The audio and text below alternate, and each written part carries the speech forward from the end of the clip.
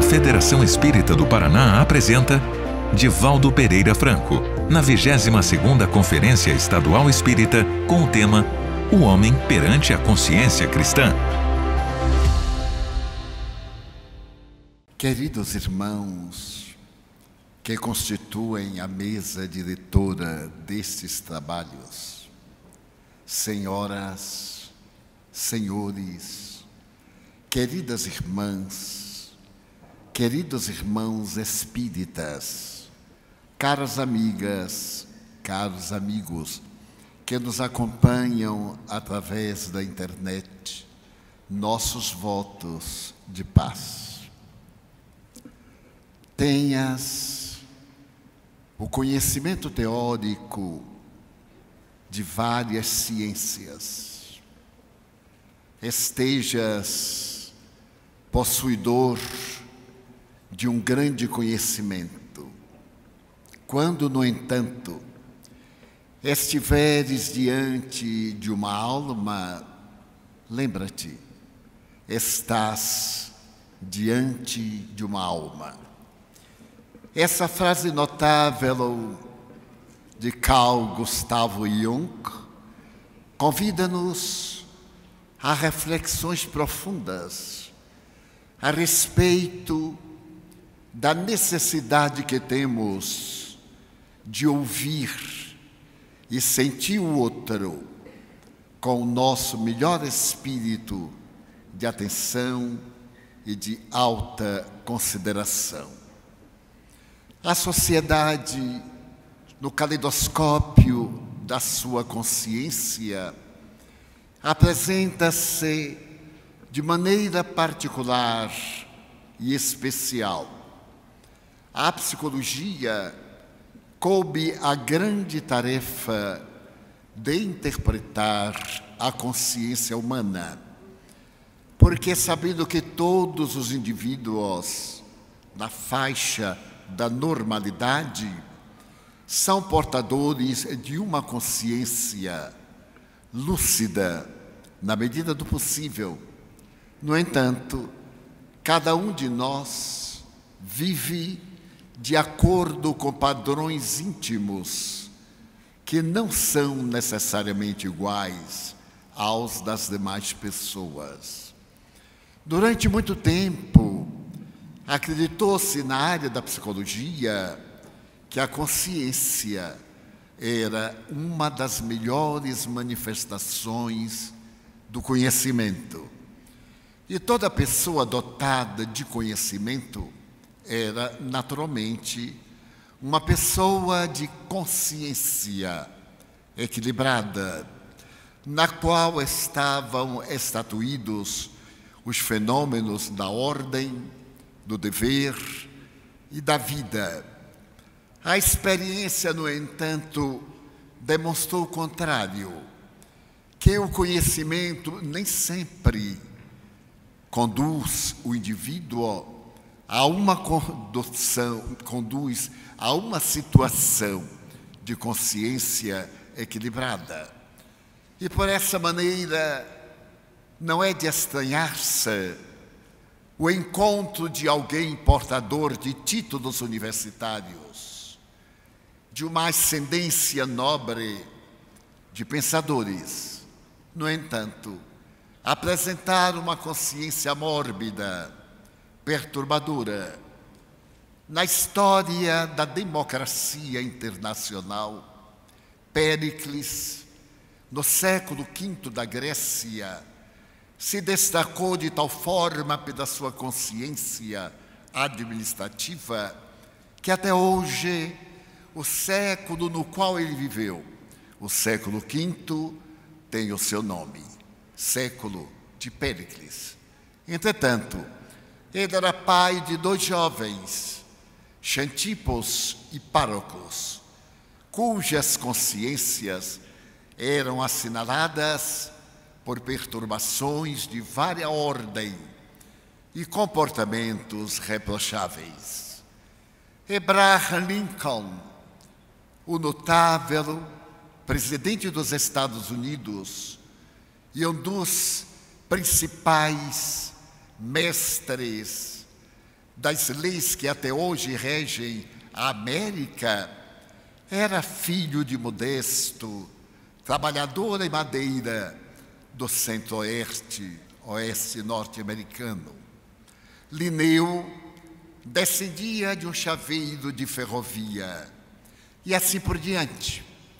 Jesus de Nazaré tinha como pai um modesto trabalhador braçal e encarregado de atender às necessidades mais simples e mais nobres da construção humana.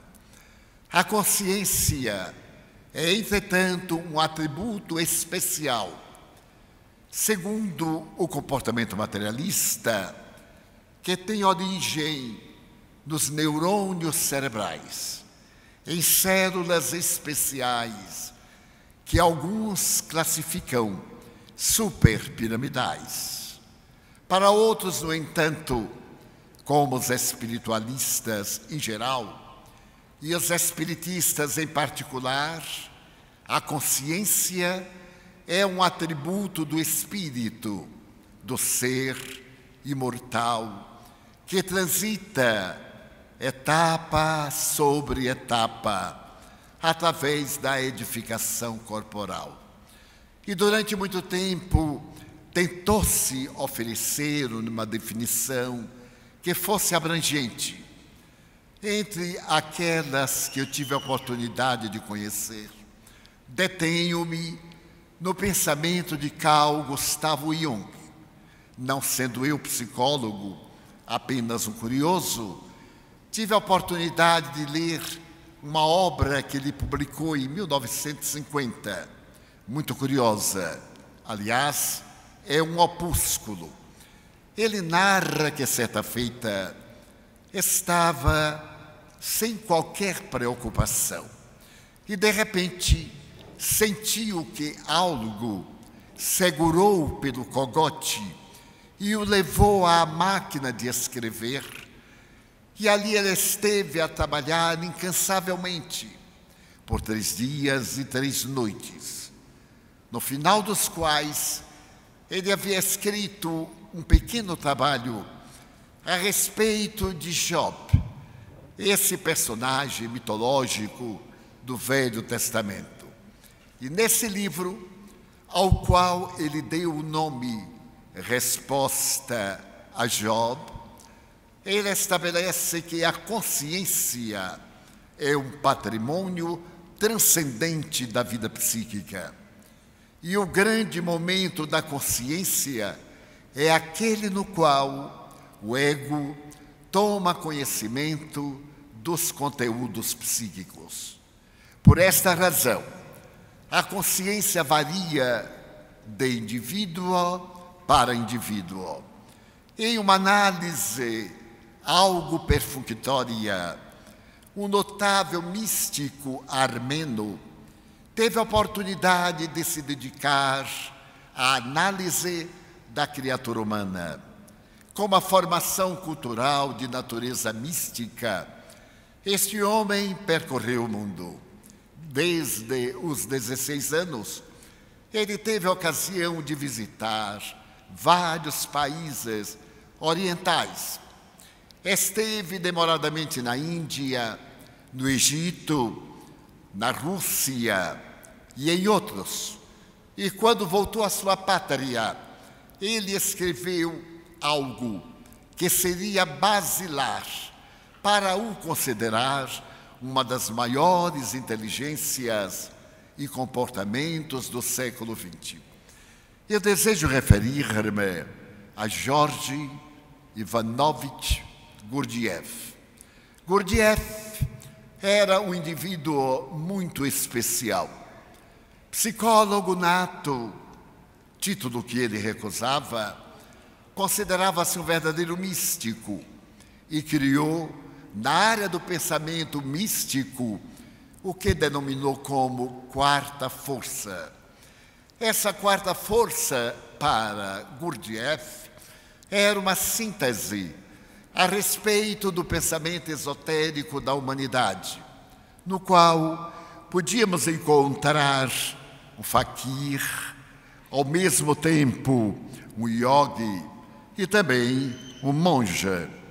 Ele não se considerava nenhum desses. Abriu espaço para o chamado quarto caminho. O quarto caminho para Gurdjieff é exatamente essa faculdade imensa de penetrar no âmago do ser, para poder corrigir as anfractuosidades da psique e estabelecer as linhas básicas do pensamento. Ficou célebre, principalmente porque abriu na Rússia, por volta de 1910, uma escola especial de psicologia, que era frequentada pela nobreza, pela aristocracia.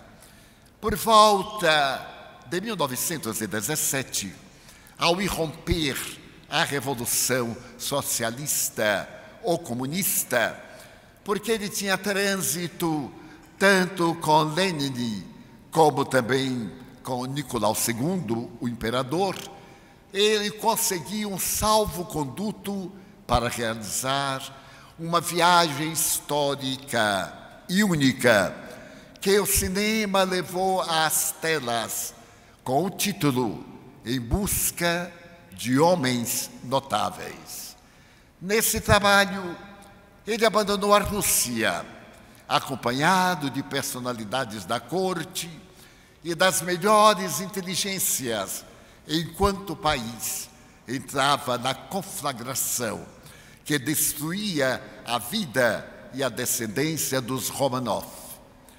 Realizou primeiro uma viagem ao Egito, depois esteve em Sumatra e com aquele grupo de indivíduos ricos, lúcidos, inteligentes, ele começou a procurar as fontes do conhecimento, que chamaria mais tarde a Arca do Saber, em homenagem à Arca da Aliança dos Hebreus.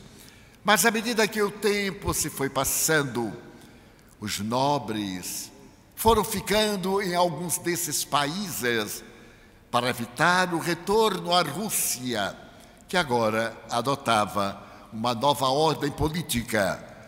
E nesse espaço de tempo, ele esteve caminhando, viajando pelo mundo, até assentar os seus arraiais em Fontainebleau, uma cidade próxima de Paris, na França.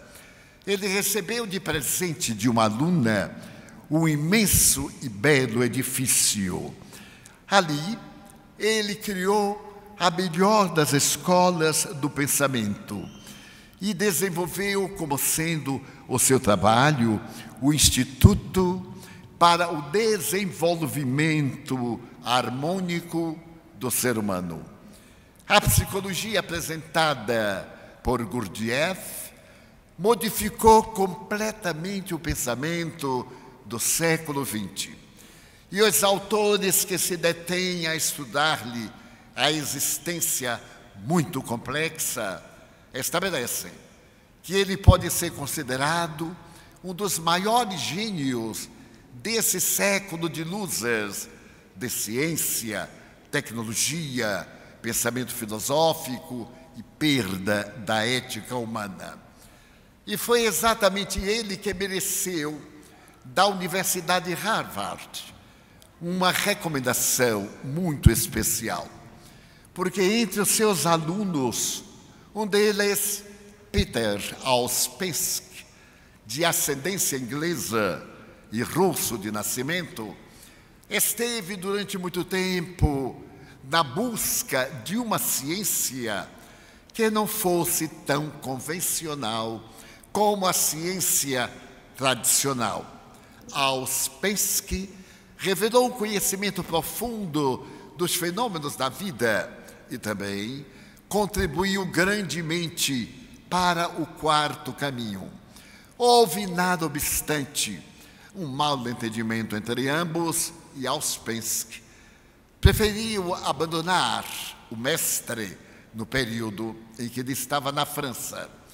Depois da morte de Gurdjieff, ainda na França, Ouspensky prosseguiu mantendo viva a memória e o pensamento do insigne armeno. Ocorreu que ele foi convidado para proferir 5 conferências em Nova York a respeito desse personagem singular. O Enneagrama, que é uma das suas propostas psicológicas, os estudos dos seus livros, aliás, afirmam os intelectuais, muito complexos, fizeram que as universidades americanas tivessem interesse em uma decodificação desse pensamento, ora mágico, a ponto de se dizer que a sua era uma doutrina psicomágica e, ao mesmo tempo, teatral, filosófica, porque ele compreendeu que a pessoa que se ia dedicar a curar enfermos, principalmente emocionais e mentais, deveria caracterizar-se pela infinita tolerância. E, para tanto, ele tinha no seu educandário um homem que era um ébrio quanto mais, chamado Anthony. Anthony era um personagem bastante desagradável. E a sua escola era de alto preço, atraía alunos de toda a Europa. Numa das suas viagens mais demoradas, ao retornar, ele teve uma surpresa muito desagradável, porque havia uma afinidade muito grande entre ele e Anthony. Então ele perguntou o que houve, e os melhores alunos disseram que se aproveitaram da sua ausência para poderem expulsar aquele psicopata que somente criava problemas. Ele foi tomado de choque. Era um homem temperamental. Embora tivesse momentos de doçura, era caracterizado pela sua energia. Ele abandonou por momentos Fontainebleau e foi à margem esquerda de Paris, a célebre Rive Gauche, especialmente a Saint-Michel, onde se encontravam, e ainda, intelectuais, pessoas que formavam os seus guetos de nacionalidades à procura daquele personagem. E depois de pervagar por muito tempo, ele logrou saber que Anthony estava numa comunidade russa ali mesmo e estava sempre embriagado. Ele buscou as tascas mais vis de Saint-Michel e terminou por encontrar o seu amigo e perguntou-lhe por que havia abandonado a escola. Ao que o paciente respondeu que aquilo não era uma civilização. Ele jamais conseguiria fazer uma civilização de homens e mulheres educados, porque todos o perseguiam e se aproveitaram da sua ausência para expulsá-lo do seu convívio. E ele maldizia a todos e jamais voltaria a Fontainebleau. Então Gurdjieff lhe disse: mas eu faço questão de tê-lo ao meu lado. Mas ele disse que de maneira nenhuma. Por fim, depois de muita discussão, Gurdjieff propôs pagar-lhe um salário expressivo, porque ele era muito importante na formação daqueles psicólogos. Então, o paciente aceitou e voltou em glória. Os alunos, no dia seguinte, procuraram em grupo mestre, levando-lhe uma proposta definitiva. Só havia uma alternativa, ou o psicopata ou os alunos. Para que uns ficassem, o outro deveria ser expulso. E, para surpresa geral, Gurdjieff preferiu o seu Anthony. Todos foram dominados por uma surpresa. Indagaram por que a preferência dele por um indivíduo de mau caráter, um indivíduo que era repetidor de façanhas desagradáveis. E ele, muito simples, disse: eu estou preparando os senhores para serem terapeutas de pessoas desequilibradas. E ele é o melhor professor. Eu tenho aqui para que os senhores treinem psicoterapia da tolerância, do respeito com o paciente, para bem lidarem mais tarde com os pacientes que os vão remunerar. Anthony permanece e permaneceu. É, portanto, um espírito muito especial.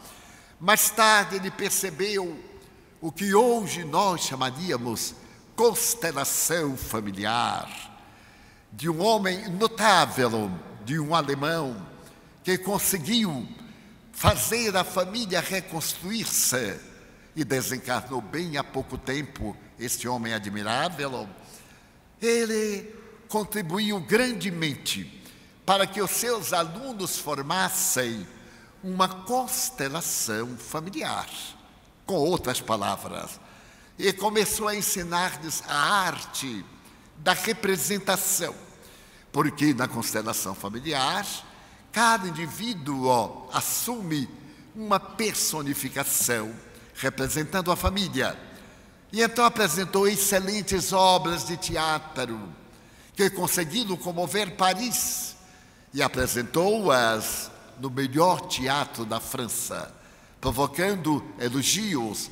E toda a obra dele foi agora narrada por Ouspensky nos 5 dias em que proferiu conferências a respeito deste homem extraordinário.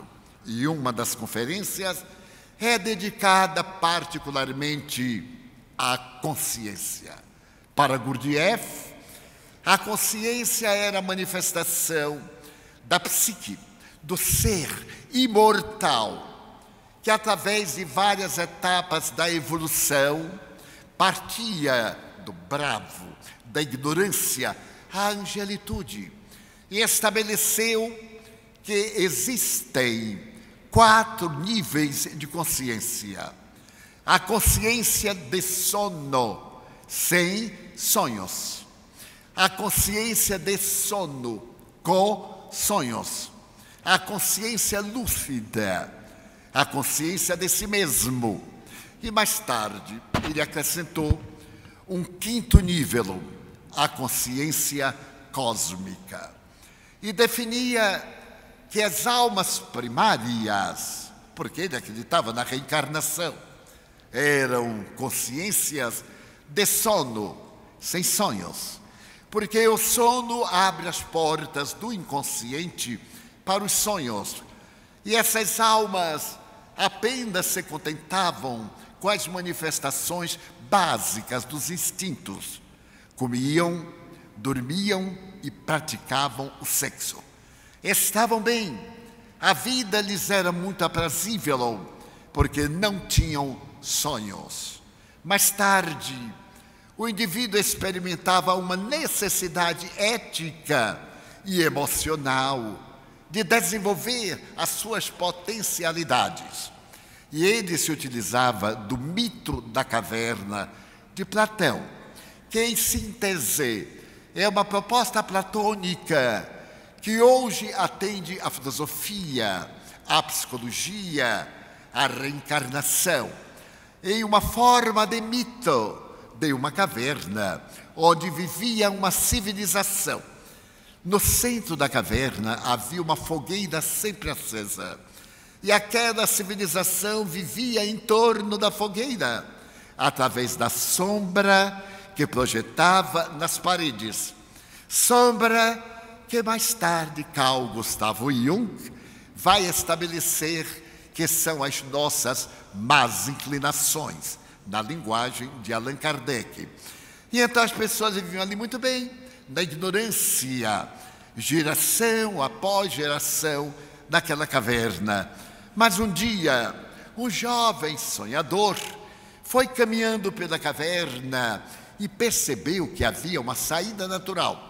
Ele teve a ideia de galgar a distância para o alto e, quando pôs a cabeça do lado de fora da caverna, deslumbrou-se, atreveu-se a sair da caverna e encontrou um mundo de cores, já que a sua vida era uma variação da luz para a sombra, da sombra para a fogueira. Mas agora ele podia ver esse mundo colorido, fantástico, esse céu infinitamente azul, as nuvens que carregavam as chuvas de um lugar para outro, os córregos que cantavam. Sentiu no ar o suave perfume das azaleias, das flores miúdas, e pôde ver as borboletas flutuando. E mais do que isso, ele viu a vida em exuberância. Então, teve a tentação de voltar para dizer aos seus coevos que a caverna era um lugar hostil, um lugar primitivo, e que todos deviam abandonar a caverna para virem ao mundo aqui de fora, onde havia beleza.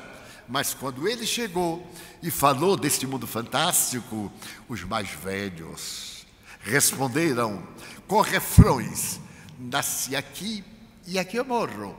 Os meus ancestrais sempre aqui viveram, e nada de mal lhes aconteceu, porque irei tentar a fantasia deste jovem embriagado de ilusões.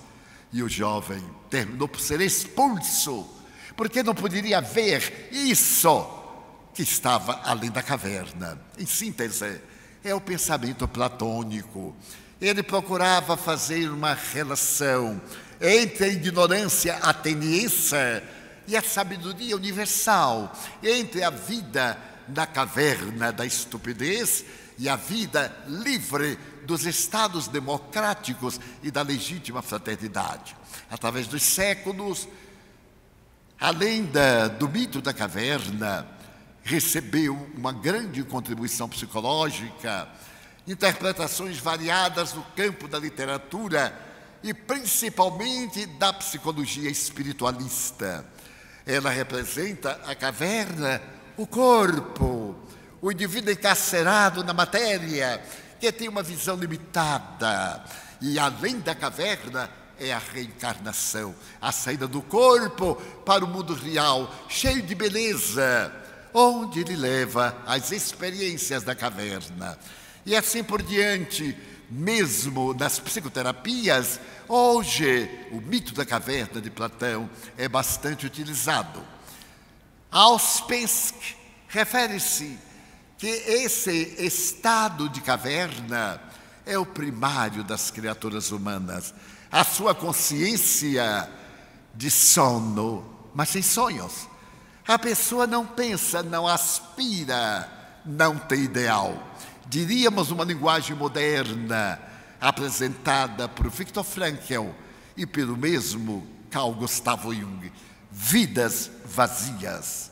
Vidas que se contentam com o prazer ligeiro do sexo, com a taça embriagadora das paixões, com o momento ardente dos desejos, e depois o tédio, a angústia, a depressão, o suicídio, a anulação, pensão, do que existisse cá fora.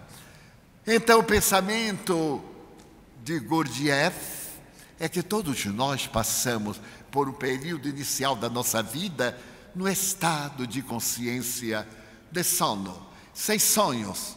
Não nos cabe perder o tempo tentando o indivíduo sonhar, porque ele está bloqueado no seu inconsciente evolutivo.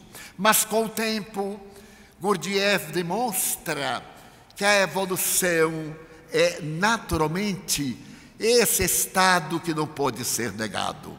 E a pessoa passa a viver no estado de sono com sonhos. É aquele período em que nós, vez que outra, nos interrogamos: qual é o sentido da vida? Afinal, por que eu estou aqui? Mas eu poderia ser diferente. São os primeiros momentos de insight, insight intelectual, aspiração geral. Vamos dizer, o católico, ele passa a colaborar nas atividades da religião, na quermesse, nos produtos que atendem à teologia. O protestante, a divulgação da Bíblia. Ele deseja o reino dos céus, mas também pensa que o outro tem direito ao reino dos céus. No espírita, é o indivíduo que antes somente frequentava para receber passes. Porque aqueles que eu chamo os que se mantêm através de passes. Frequentam o centro para receber passes, receber a caridade, mas não fazem nunca. Deve haver um mecenas para atender à consciência de sono. Mas quando entra na consciência de sonho, ele disse, eu bem que poderia aplicar passes. E me recordo de um fato que me aconteceu quando eu era jovem, o que não faz muito tempo. E ao tornar-me espírita, eu achava extraordinário aplicar passes. E dizia de mim para comigo, é a maior caridade, porque é dar-se, oferecer as suas energias fluídicas, magnéticas, seu campo de forças espirituais. E adorava aplicar passes. Já andava com as mãos quase que preparadas. Quando alguém dizia, eu ando com uma dor de cabeça, eu já aplicava o passe. E me tornei um maníaco de boas intenções. Havia um casal que adorava meus passes. E eu adorava os meus clientes, é claro. Dava-lhes passes diariamente. Mas um dia eu estava com uma gripe muito forte. Foi antes do problema agora do vírus. Naquele tempo era outro vírus. E estava impossibilitado na fase de contaminação. E eu disse ao casal, hoje eu necessito de passes, porque não estou em condições de aplicá-los. O casal me disse, bem, nós vimos aqui por hábito, porque nós não necessitamos. Nós estamos muito bem, perguntou o marido à esposa. Não é meu bem? Ela disse, é. Eu disse, ué, por que vocês tomam passe? Ah, Divaldo, nós acumulamos energia para no dia que precisarmos, já temos. Eu então era a bomba de gasolina que os amamentava, para quando viesse o problema, eles já estavam com combustível. E então eu percebi o meu engano. E eu perguntei, mas se vocês estão tão bem, por que vocês não aplicam? E eles sorriram, ingênuos, e me disseram, para gastar as nossas energias? Não, era consciência de sono, sem sonhos. Muitos anos depois, já éramos todos de meia idade, ela, mais sensível, disse, Divaldo, eu tomo passes há quase 30 anos e já melhorei, porque eu tinha umas inimigas e terminei por perdoar, mas não quero nada com elas. O meu perdão é não desejar o mal que eu desejava, mas não gosto nem de ver. O que você acha? Eu digo, já é uma caminhada, está muito bem. Ela estava acordando e começou a acordar pela transformação interior. E me disse, eu poderia dar passes? Eu digo, até que enfim, meu Deus. Eu digo, pode, mas para aplicar os passes é necessário preparar-se muito. E lembrei-me que um amigo meu, muito desequilibrado, disse-me oportunamente, Divaldo, eu sou passista de Chico Xavier. E eu olhei para o meu amigo e disse, mas você é o quê? Passista. Toda vez que eu vou ao Uberaba, Chico me pede passe. E eu aplico. No começo eu ia, ele me aplicava. De repente ele disse, agora você que vai me aplicar. Ah, meu irmão, que apuro. Eu tive que me melhorar muito para poder aplicar passe no Chico. Porque senão o que é que eu ia dar para ele? Matava o pobre. E eu achei interessante e comentei com o Chico. Eu digo, Chico, fulano, nosso irmão, me disse que ele aplica o passe. É verdade, Divaldo. Foi a única forma que eu encontrei de ele autovalorizar-se. Eu lhe aplicava passe, aplicava, mas ele continuava com os vícios. Então um dia ele chegou e não estava em condições de me aplicar o passe de vida. Ele estava quase me aplicando o passe de desencarnação.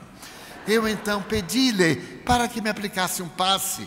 Ele diz, mas eu tenho condições. O Chico disse, a sua consciência é que ele vai dizer. Ele disse, não, Chico, hoje eu não posso. Amanhã eu venho e lhe aplico o passe. Amanhã serve? Chico disse, serve.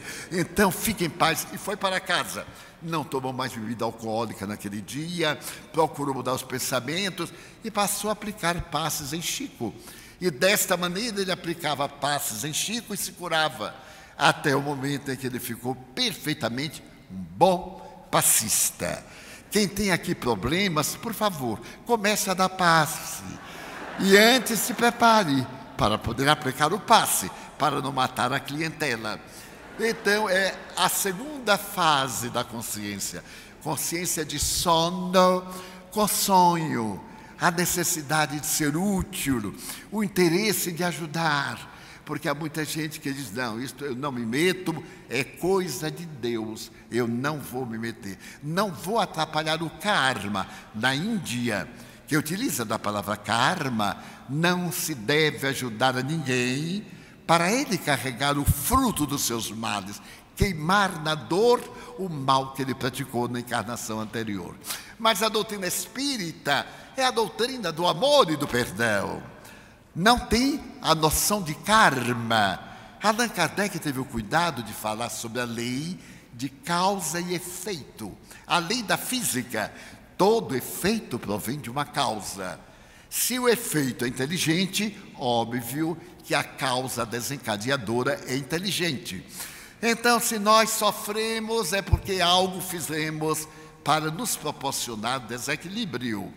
E deveríamos perguntar o que é que a dor está querendo dizer-me.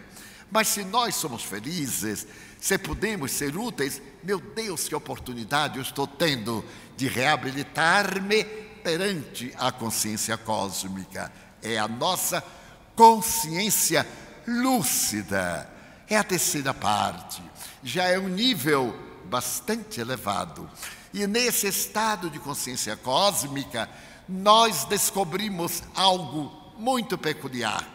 Eu não sou a massa que me conhecem com o epíteto, o nome de Divaldo. Eu sou uma massa orgânica conduzida pela consciência, que é de natureza espiritual. Eu sou uma energia pensante que está vitalizando uma organização material. Então, eu não sou Divaldo, eu estou Divaldo até o momento da desencarnação. Porque também eu já estive em outras manifestações corpóreas, masculinas, femininas, e etc. Mas eu sou o espírito imortal. Então, nessa colocação da consciência de si, a consciência dirigindo os equipamentos, diz Gurdjieff, a máquina de que nos utilizamos tem 7 funções. E nós deveríamos aprender a controlar as 7 funções para sermos uma pessoa de consciência. Temos a consciência em estágios, mas para termos a consciência do si que sou, então eu tenho uma função intelectual.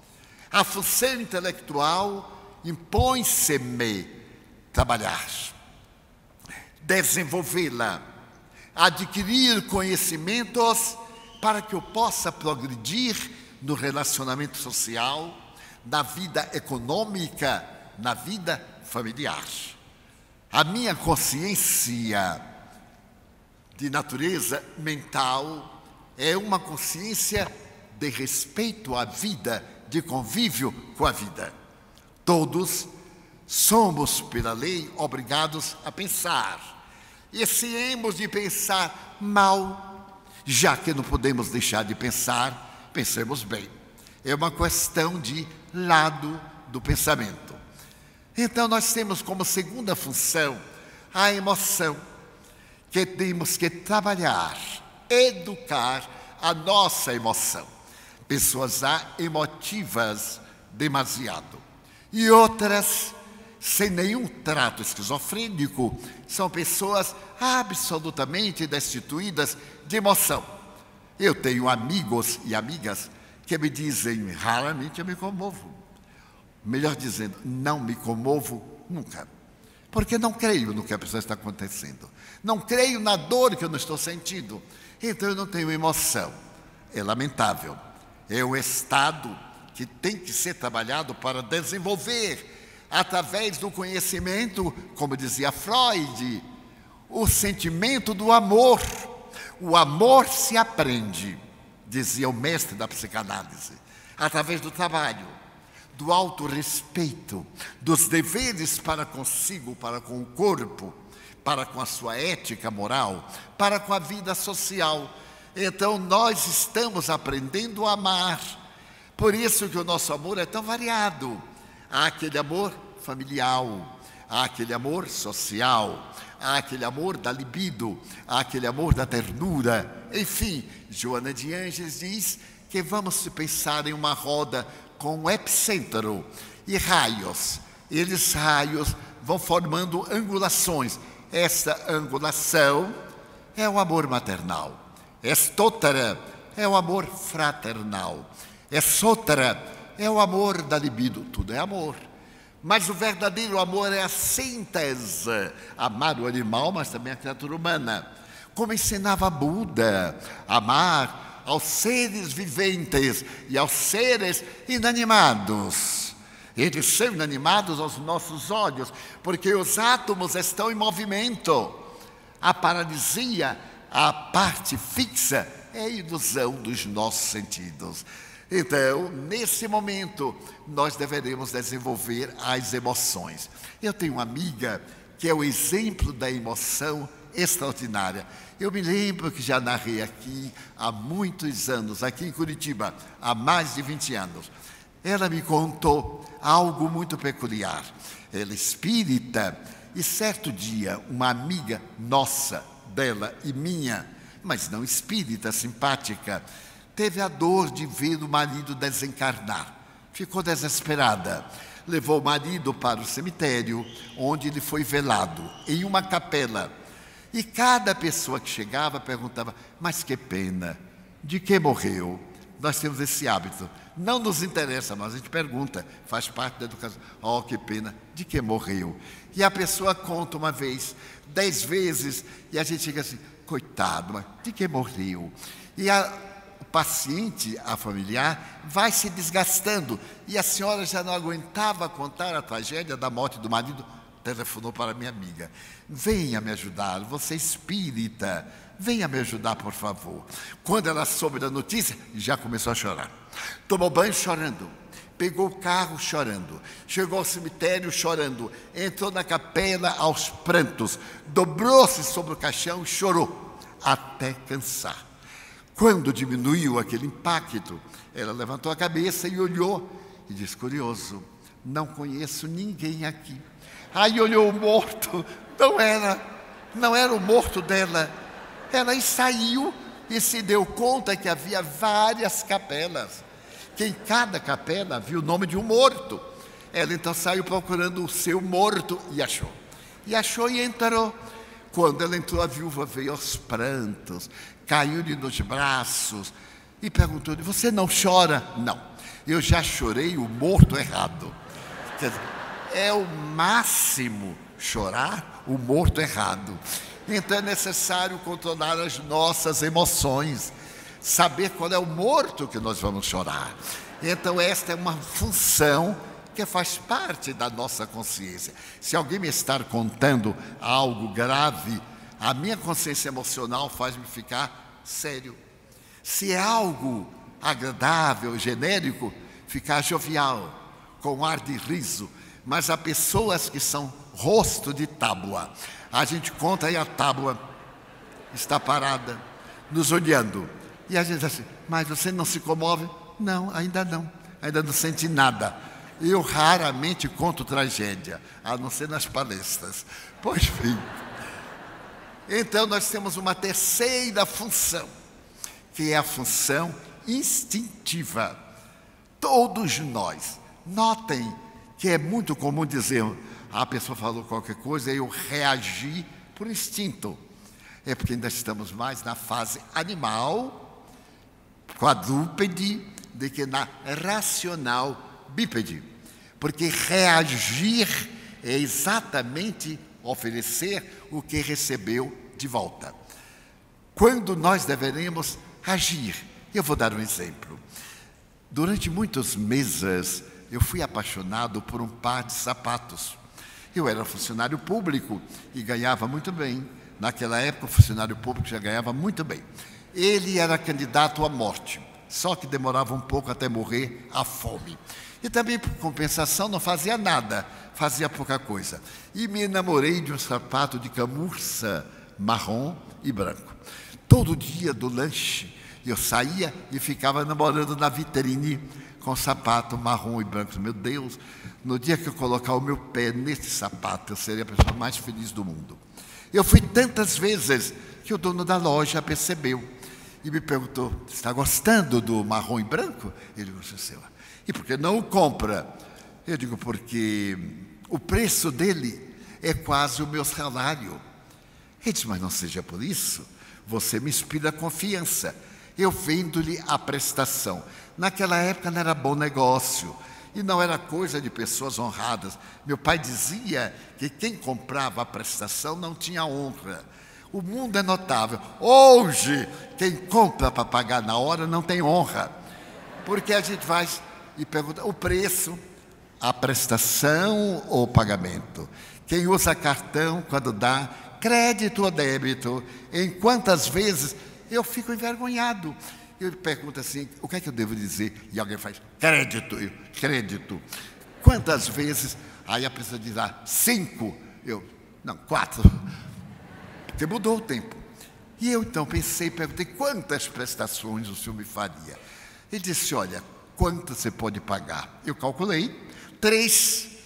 E eu disse com vergonha, por causa do meu pai: olha, eu posso pagar em 3. Ele disse: não discutimos. Mas há um pequeno detalhe: você tem que apresentar um fiador, porque eu só lhe conheço aqui da porta da loja. Eu disse: meu Deus, eu não conhecia ninguém para ser meu fiador. E as pessoas que eu conhecia eram piores do que eu, coitados. Fiquei num apuro e disse para ele assim: eu sou do interior, estou aqui há pouco tempo, não tenho uma pessoa para fiador. Ele olhou bem para mim e disse uma frase literária que eu não sei se foi um elogio ou uma ofensa. Ajudem-me. Ele disse assim: você tem uma cara tão especial que eu não sei se é cinismo ou se é honra. Eu vou confiar em você. Eu não sei se ele me elogiou, não sei. O que importa é que ele confiou. E eu fui poupado do fiador e comprei o sapato. Mas imagine uma tragédia. Quando eu levei o sapato para casa, eu verifiquei que o meu guarda-roupa não estava em condições morais de um sapato daquela natureza. Então eu comprei uma calça marrom, maravilhosa. Bom, e um par de meias marrom. As minhas eram pretas e brancas, aquela coisa horrorosa. Aí, mas precisava também, uma amiga disse: olha, Edivaldo, o cinto tem que combinar com o sapato. O meu era preto. Podia ter sido marrom, comprei um cinto marrom. E aí fiquei lindo, mas faltava uma camisa para aquela calça marrom. E havia naquele tempo camisas de seda. E não sei porque pobre gosta de coisa boa. Eu adoro camisa de seda, nunca tinha tido. Eu digo: desta vez eu vou me acabar. Comprei a prestação, uma camisa de seda marrom, de lista marrom e branco. Ah, que coisa horrorosa. E então, por fim, comprei também um lenço, mas não tinha marrom. Eu comprei branco. E num dia atrasado de domingo, eu me vesti. Meu Deus, quando eu me vesti, que eu olhei no espelho, eu disse: eu estou parecendo Marlon Brando. Pelo menos era Brando. Não era Marlon violento, nem aquele ator Frankenstein. Era Marlon Brando. Mas eu me achei lindo. E se usava naquele tempo o cabelo, que não é hoje, né? O cabelo hoje é muito complicado, mas era o Júlio César, penteado para frente ou jogado para trás. Mas cabelo de mulato como o meu para jogar para trás era um problema, mas havia uma solução: vaselina simples. Tinha um cheiro de gás que era extraordinário. Bem quando eu ia pôr vaselina, apareceu um pó marrom, Glostora, que a gente misturava e colocava. Mas era algo espantoso. Não havia naquele tempo esses métodos notáveis para poder prender o cabelo para isso. Sabem com que as mulheres usavam o laque? Qual era o laque do meu tempo? Cerveja. Bem, primeiro destampava a cerveja. E durante 3 dias ela fermentava. Quando colocava a cerveja, o cabelo ficava preso, porque ficava bêbado daquela cerveja. E eu não tinha cerveja, mas tinha Glostora. Eu tenho aqui vários amigos que também usaram. Eu me empacotei de presente, me olhei no espelho e saí para conquistar a cidade do Salvador. Mas pobre só avança, só vai para frente quando cai. Eu então fiquei aguardando o ônibus. E ao invés de pegar um ônibus dos bairros elegantes, eu peguei um ônibus de subúrbio. Foi uma infelicidade. Entrei e não me dei conta. O ônibus foi enchendo. Eu estava de pé, enchendo.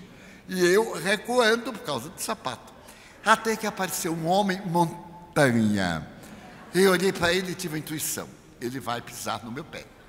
Então o homem veio e o povo, e eu já fiquei em posição de pas de deux, de bailarina. Mas o homem veio e colocou 110 quilos no meu pé direito, no meu sapato marrom e branco. Eu não chorei, porque só veio a raiva. E eu reagi. Não reagi, porque ele era muito forte. Então eu agi, toquei no ombro dele e perguntei assim: o senhor não está sentindo uma coisinha mole embaixo do seu pé? Ele disse: estou. Eu disse: é meu pé. Tire a sua pata de elefante debaixo do meu pé. Aí eu fui herói. Ele tirou com raiva e o salto do sapato dele rasgou a parte branca do meu sapato branco. Aí eu chorei de raiva, de sofrimento, saltei do ônibus amargurado. E nós baianos temos gestos ancestrais de vingança. Se, por exemplo, eu desejo vingar-me de alguém, há um gesto. Eu faço assim, que é: você me paga. Eu desci e olhei para o homem, estava lá a montanha. Ele me olhou e eu de longe. E corri. Me vinguei e corri aqui, porque ele podia descer. Muito bem. Ah, meu Deus. Cheguei em casa, pedi a Nilson para dar um jeito. Nilson era um homem de 7 instrumentos. Ele olhou e disse: Di, não tem jeito de colar, porque tem que botar um couro embaixo e vai de fio pé. Depois de muita técnica, ele costurou e ficou aquele câncer no rosto do branco. Mas eu causei assim mesmo, até acabar. Foi a minha experiência. Eu, nesse tempo, atendia pessoas que faziam uma fila antes da reunião. E quando eu estava na reunião, que eu levantei a cabeça: olha a montanha. Eu disse: meu Deus, ele descobriu onde eu estava e veio cobrar o preço. Então eu fui abaixando a cabeça para ele me conhecer, fui atendendo, até a hora que ficamos não vis-a-vis, cabeça a cabeça. E ele então fez assim: seu Divaldo? Disse: pois não, eu venho aqui pedir uma caridade. Eu disse: pois não. Fui levantando a cabeça devagar. Aí ele estava chorando. Eu disse: pois não, eu quero pedir uma caridade ao senhor. A minha esposa está louca. Eu já levei no candomblé, já levei no hospício, já levei aqui, e dizem que ela tem espírito. Eu amo minha mulher. Nós temos 3 filhos. Eu trabalho nas docas. Olha com quem eu me envolvi. Nas docas. E então, seu Divaldo, eu saio muito cedo, deixo meus filhinhos trancados no quarto e ela trancada no outro quarto, quase sempre desnuda, amarrada, porque ela tem uma loucura terrível. Não há jeito dela melhorar. O senhor pode fazer alguma coisa? Eu disse: posso ir visitá-la. Vai demorar muito, porque eu só estarei livre aqui à 1h, 2h. Eu espero. Aquele homem enorme chorava. E eu senti uma dor profunda de ter tido raiva dele. Como é ruim ter raiva. Ali o efeito, ele estava brutal. Nós vamos saber por quê. Eu então disse: nós iremos. Terminada a reunião, nós fomos a um bairro muito modesto. E quando ele chegou à porta que bateu, ela gritou de lá: quem são esses dois miseráveis que você está trazendo? Éramos Nilson e eu. Ele disse, vê, seu Edivaldo, sabe de tudo. Abriu a porta, chegamos, e aí começou o espírito a blasfemar. A mulher, eu digo, abre a porta, seu Edivaldo, ela vai lhe agredir. Eu digo, eu estou acostumado, não tem problema. Ele abriu a porta, ela estava amarrada e seminua. Peguei um cobertor, cobria e disse para ele, desamarre-a. Ele disse, seu Edivaldo, desamarre-a. Eu venho em nome de Jesus. E Jesus é o homem que liberta, pode desamarrar. Ele disse, olha, para amarrá-la precisa de 3, 4 homens. Ela vai agredir vocês dois. Eu digo, seja feita a vontade de Deus, desamarre-a. Ele foi desamarrando enquanto ela blasfemava, e eu fiquei assim um pouco de distante. Ela levantou-se furiosa. Quando ela avançou, eu disse, meu irmão. E ele disse, seu Edivaldo é uma mulher. Ele disse, não precisa me ajudar, pode ficar tranquilo. Meu irmão, ela parou. Eu disse, que covardia de sua parte. Por que você infelicita esta família? E então ela disse, por causa dele. E narrou a tragédia da encarnação anterior do casal. Era um amor tríplice, que terminado em tragédia, e a vítima agora estava cobrando, esforçando-se. Então eu comecei a falar tranquilamente. E o Espírito mostrava as suas razões. Gritava, esganava. E eu disse, olha, tudo que você está fazendo para maltratá-la é inútil. Porque ela vai morrer. E vai ficar como você está. Ele também vai morrer. E naturalmente vai querer se vingar de você. Vamos ter uma roda que não acaba nunca. Porque serão 2 contra você. Você está trazendo o inimigo para perto. Não é inteligente. Não seria melhor você deixá-los por conta da divindade?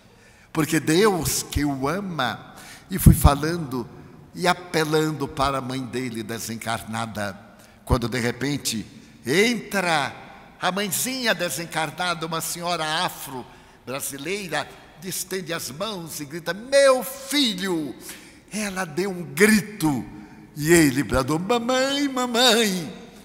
E a médium caiu, porque ele desligou, e a mãe levou-o dali, porque o amor é a alma da vida.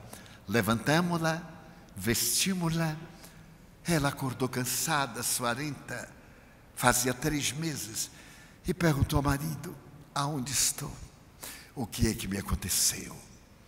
Nós explicamos depois, nós vamos contar-lhe. Agora vamos tomar um alimento, ela estava com os dentes quebrados, vamos alimentar, procurar um médico, enfim. E então, eles passaram a frequentar o nosso centro. Ela a receber o adversário.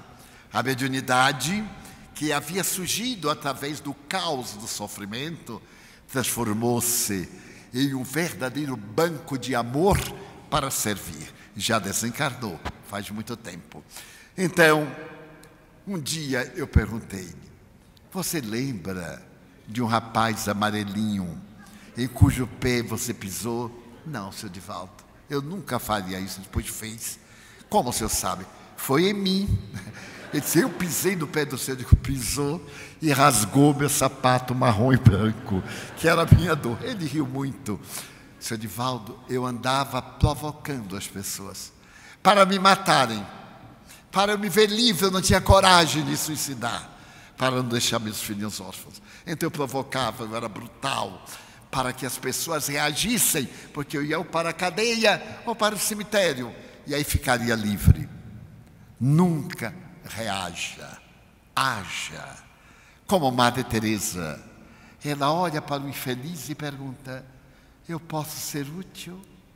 Posso ajudar? E com um sorriso ela vai como um sol, abençoando a noite das paixões. Então nós temos um instinto.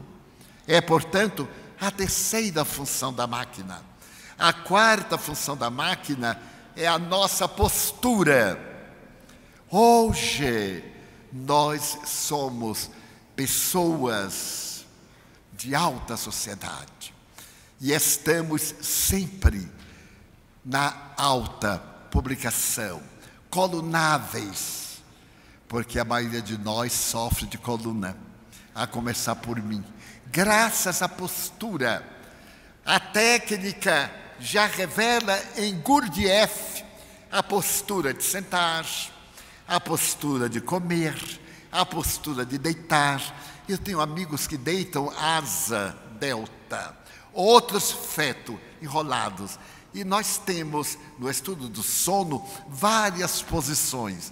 E no estudo nosso, a tecnologia da beleza acabou com a nossa coluna. Quando eu era menino, as cadeiras eram todas de madeira em ângulo reto. As camas eram de tábua. Então ninguém quase sofria de coluna. Era normalmente reumatismo e artritismo. Mas então veio a moda. Eu ainda me lembro do meu colchão.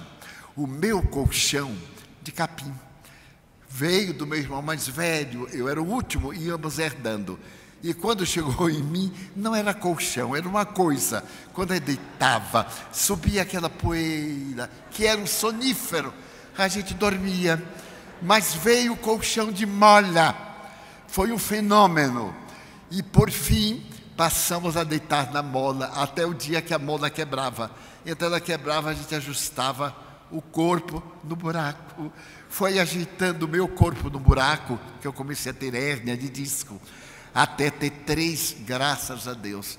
Estou sobrevoando, porque tenho um terapeuta que Deus colocou as suas mãos de luz para que as dores fossem vencidas. E depois as cadeiras são tão confortáveis, que a gente não pode sentar.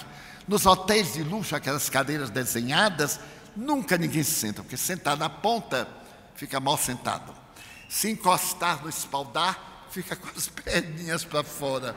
Eu não sei porque que esses desenhistas fazem cadeiras tão confortáveis e os móveis. E hoje a gente não tem postura.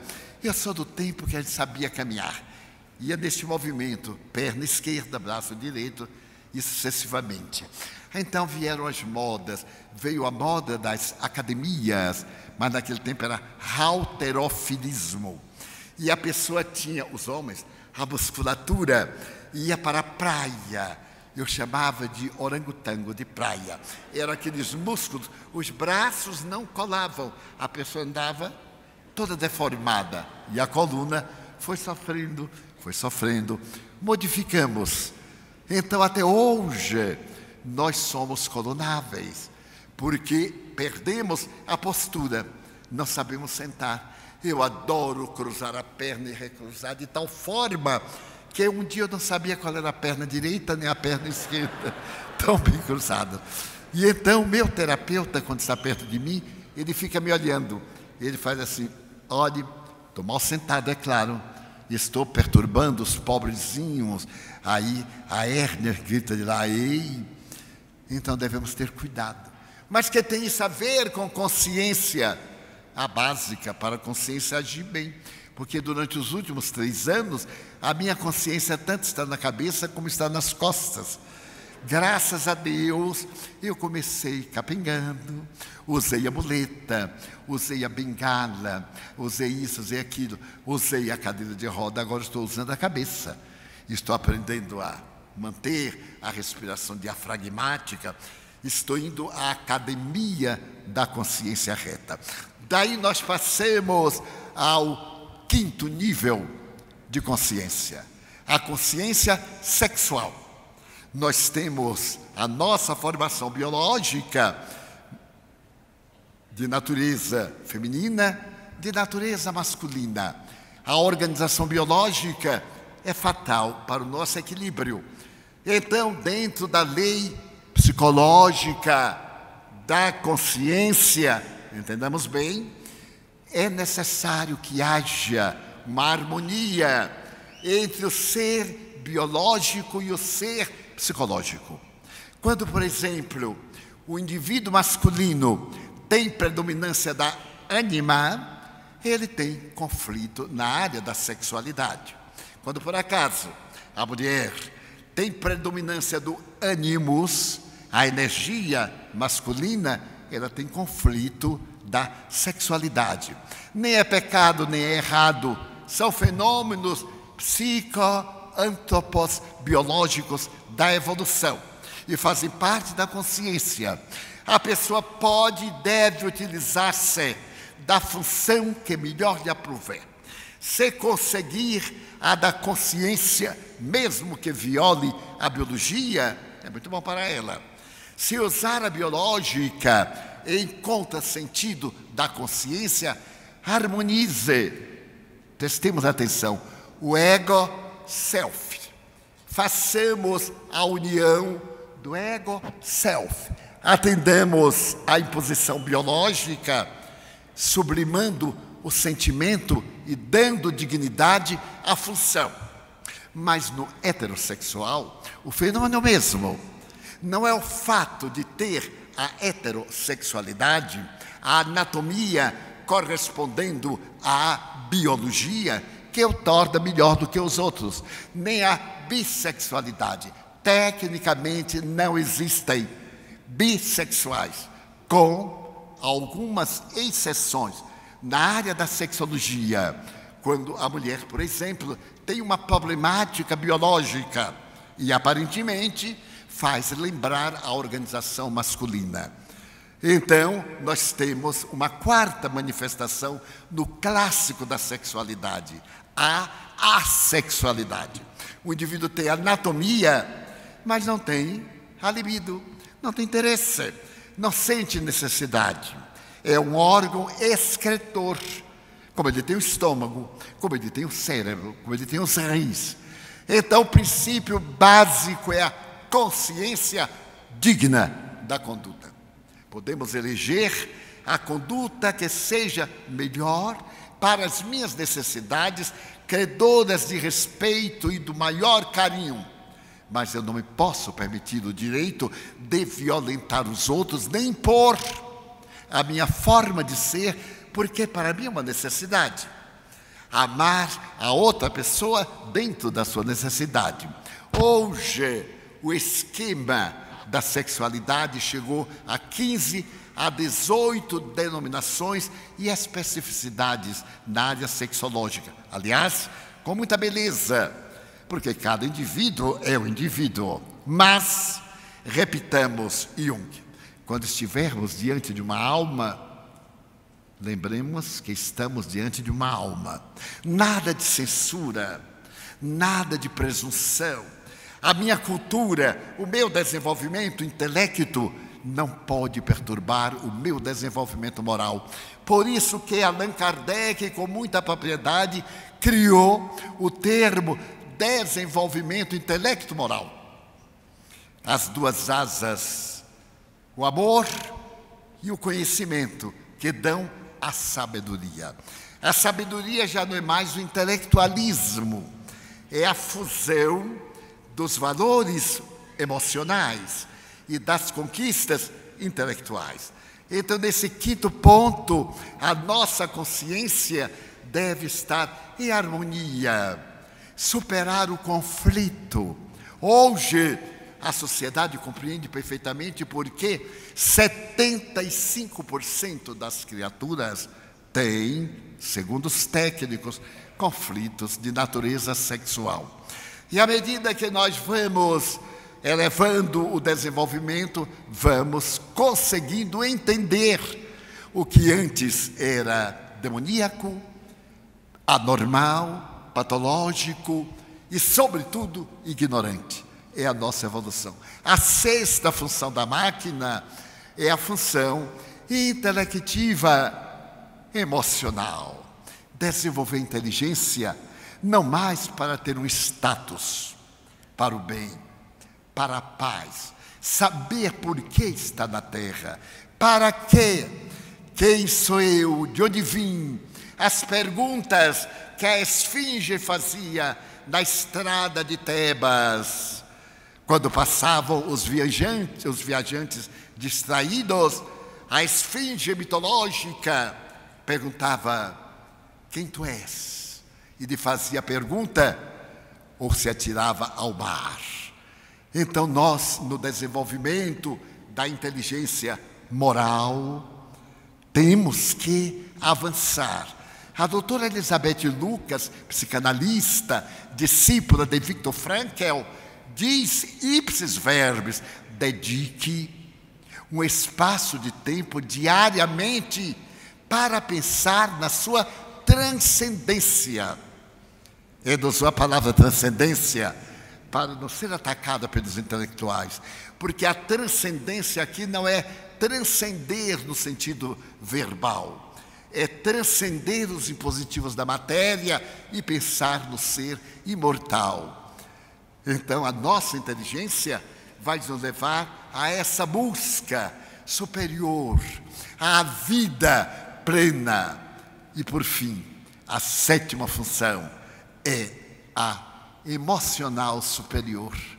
Desenvolver as emoções para ter lágrimas emocionais diante de uma prece, para se extasiar num cromo, uma paisagem iridescente, deter-se em uma flor miúda no palácio de Buckingham.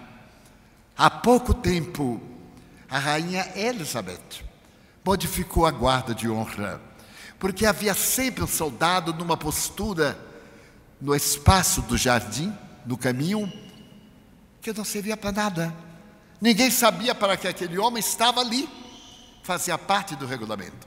Fazendo-se uma pesquisa, chegou-se à conclusão que no tempo da tetravó de Elizabeth, a rainha Vitória, a grande rainha passeava e viu uma flor miúda nos interstícios das pedras.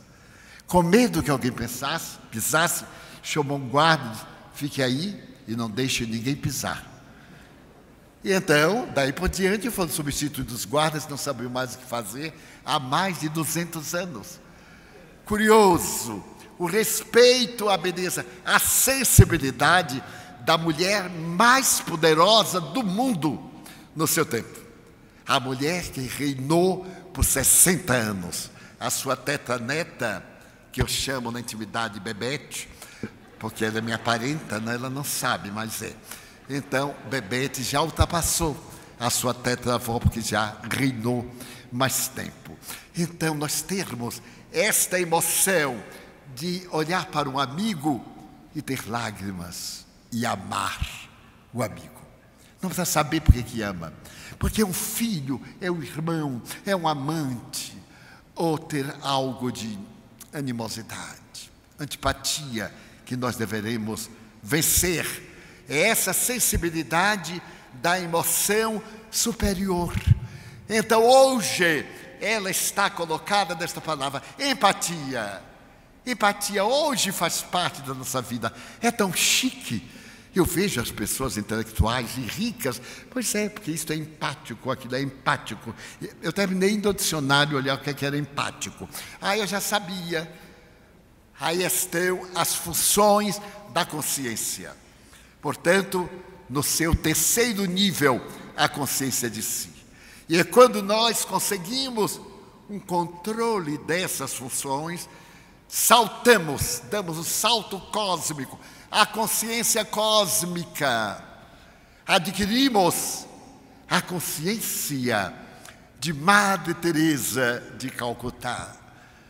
E uma vez ela encontrou uma mulher morrendo na lata do lixo, jogada entre os mortos. Então ela ouviu o gemido e retirou com cuidado. Aquele indivíduo que ali estava era uma senhora, estava sendo devorada pelas formigas. Colocou no chão, mas não sabia entender por causa do dialeto que a senhora falava. Passa nesse momento uma enfermeira e Joé, ela é da minha aldeia, está falando o meu dialeto.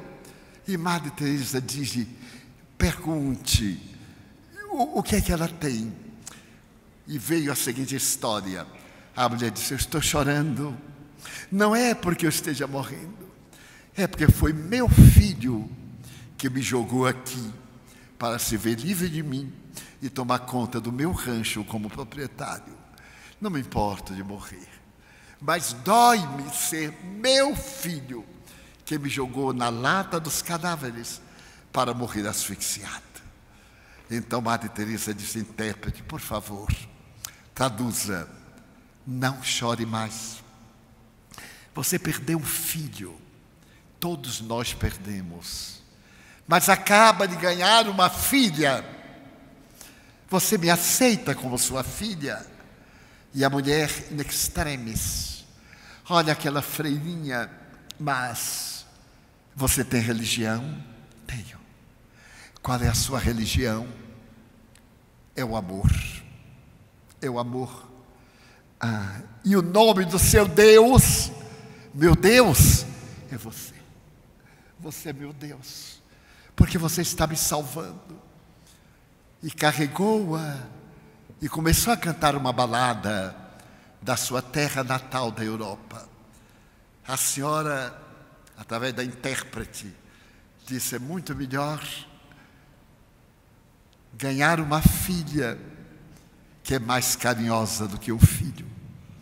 E sorriu para ela, tentou juntar as mãos e repetir a velha frase: o Deus que está em mim saúda o Deus que está em você. Disse em sânscrito. Então essa é a nossa consciência espírita. É a nossa visão da nossa emoção sob a dúlcida vibração do amor de Jesus, que os Espíritos nos oferecem e nos brindam. Eu estava vendo minha mãe desencarnar, o ser a quem mais eu amei na terra, porque ela embalou a minha alma na sua sublime ignorância. Ela me deu não somente o corpo como meu pai, mas ela me deu a sua alma cândida, de mulher santificada pela maternidade. Recusou-se a matar-me.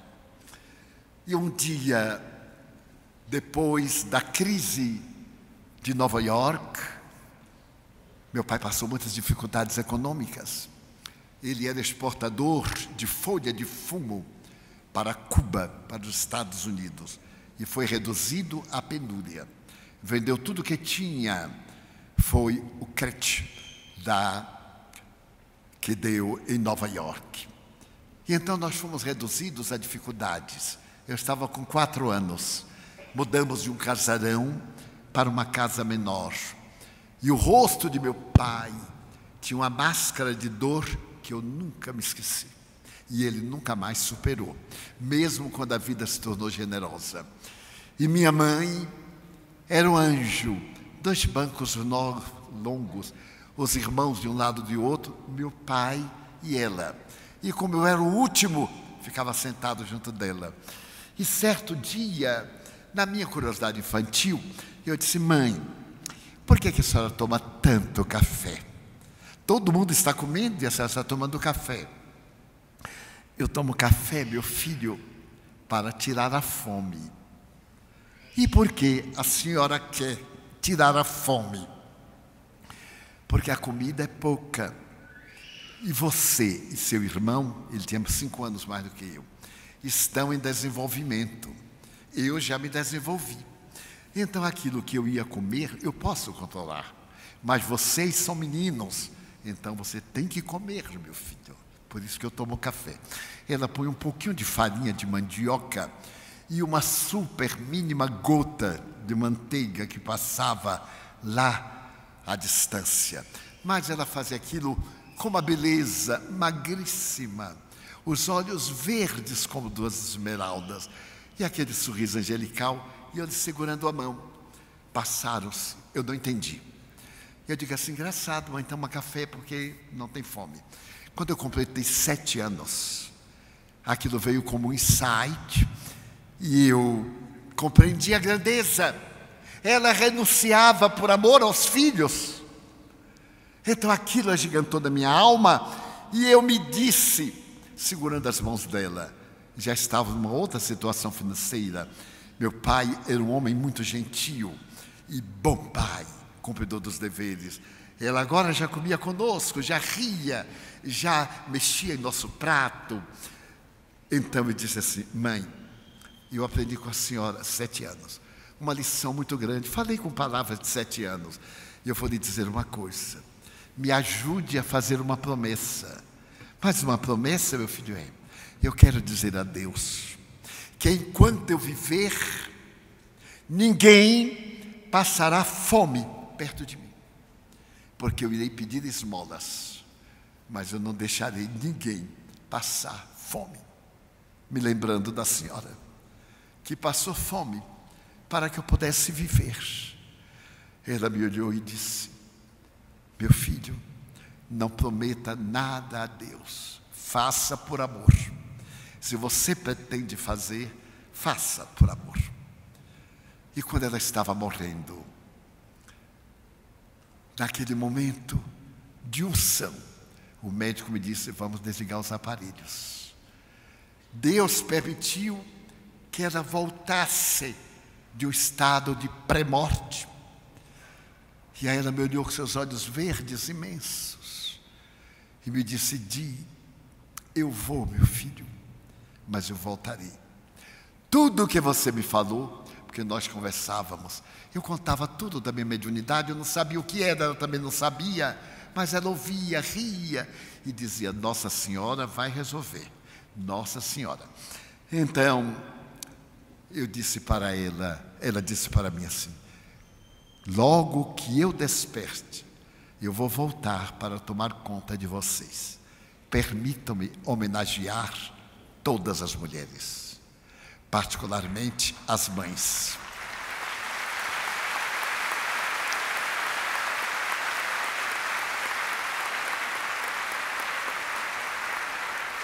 Eu então lhe disse: mãe, a senhora está sendo tão esperada. Ela disse: sim, seu pai está aqui.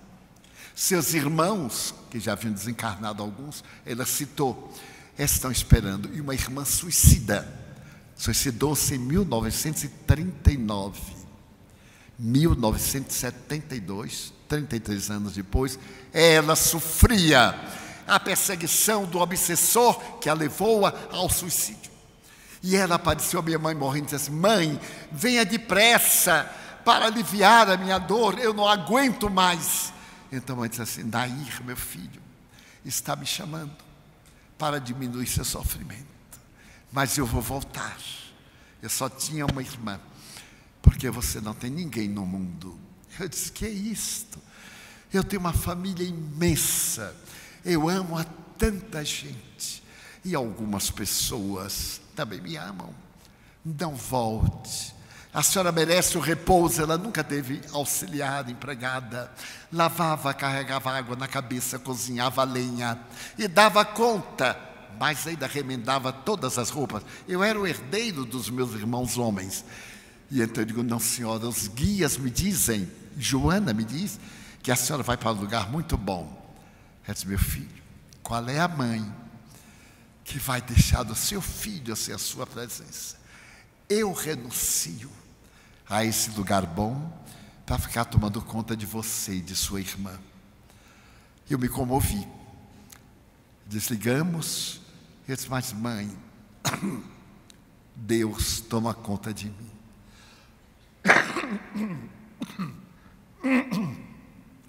E ela então arrematou: meu filho, você quer discutir com sua mãe na hora da morte? Era uma chantagista. Eu calei e vi desencarnar. É lindo.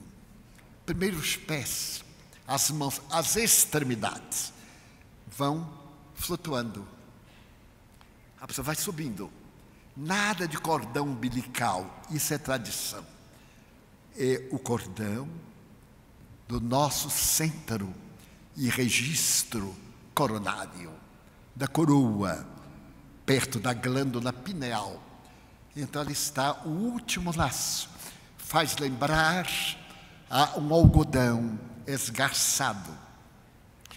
E então ela foi saindo toda, e aquele cordão ficou ligado aos pés da cama onde eu estava.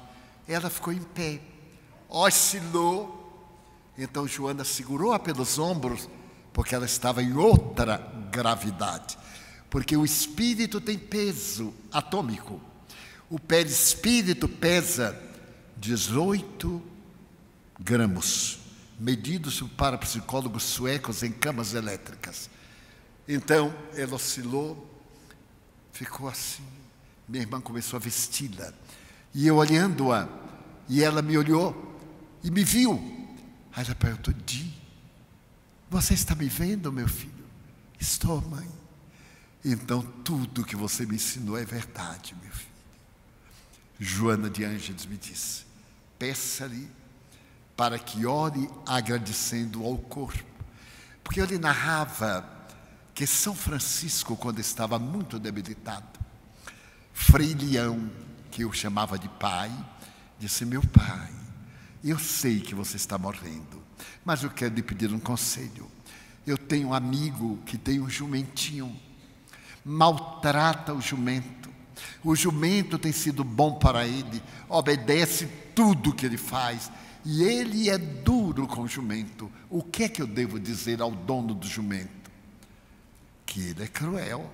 Traga-o aqui para o reclamar. Eu o conheço. Quem é ele? Sois vós. Porque o vosso corpo é o jumentinho que vos carrega há mais de 40 anos.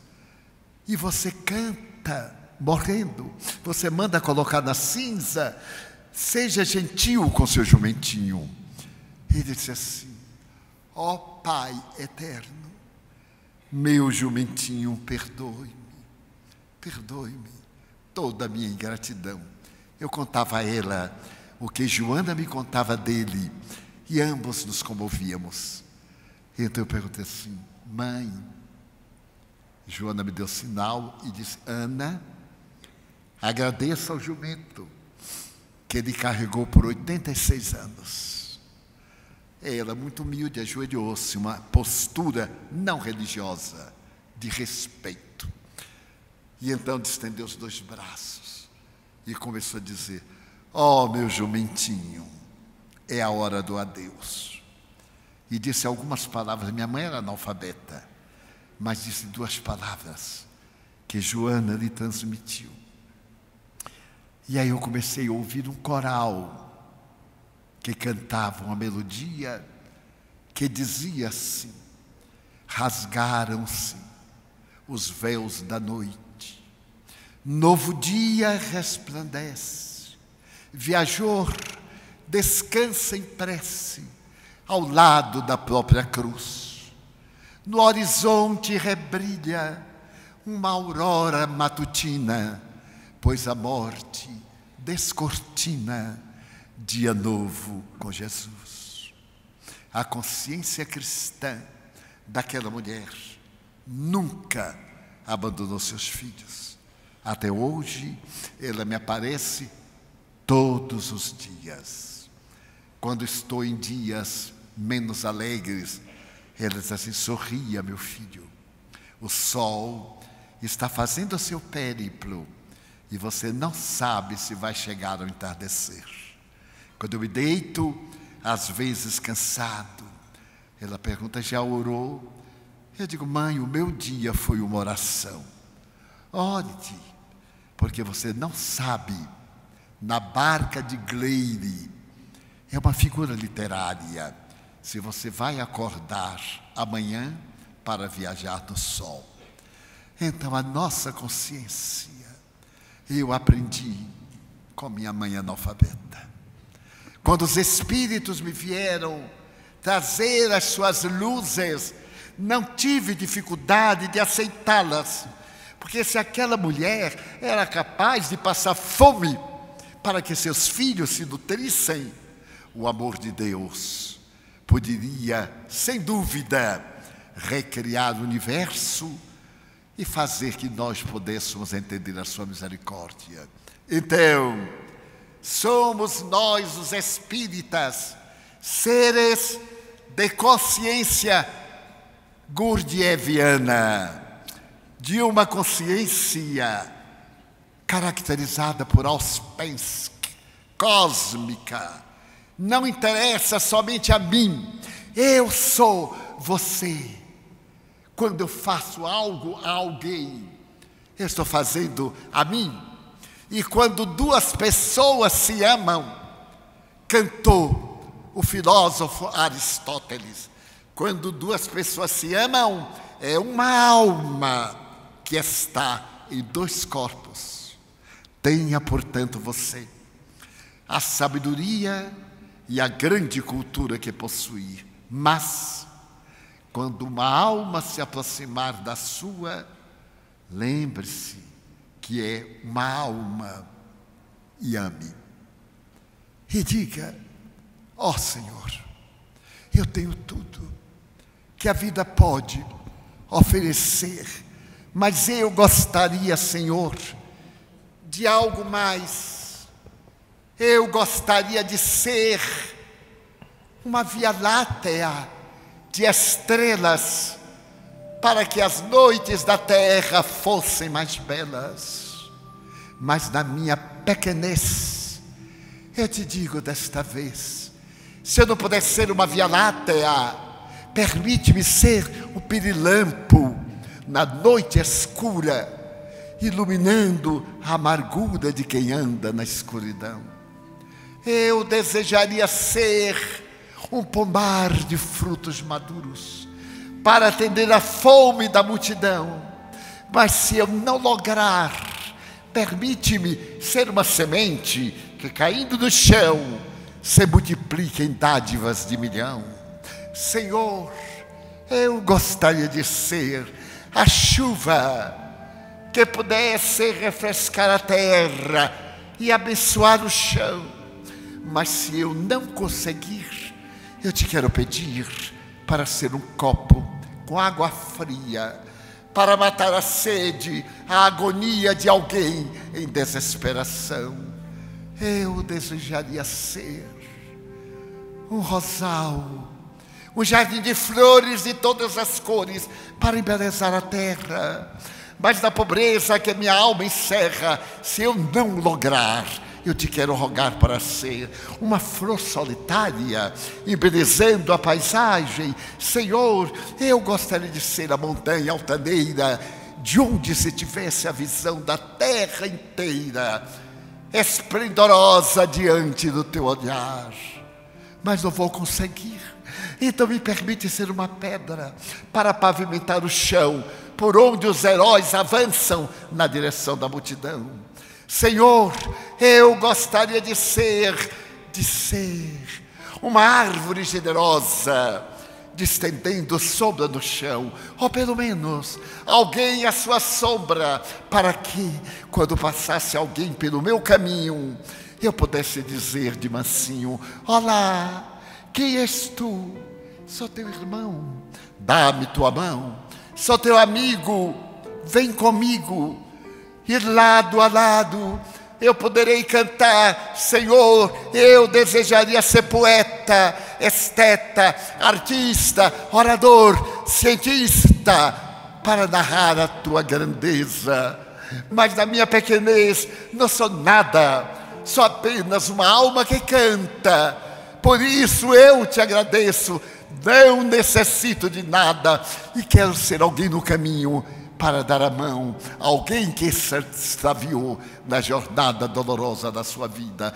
Muito obrigado, então, porque eu nasci, sobretudo porque eu creio em ti. Então, por teu amor, obrigado, Senhor, e por sua atenção, muito obrigado.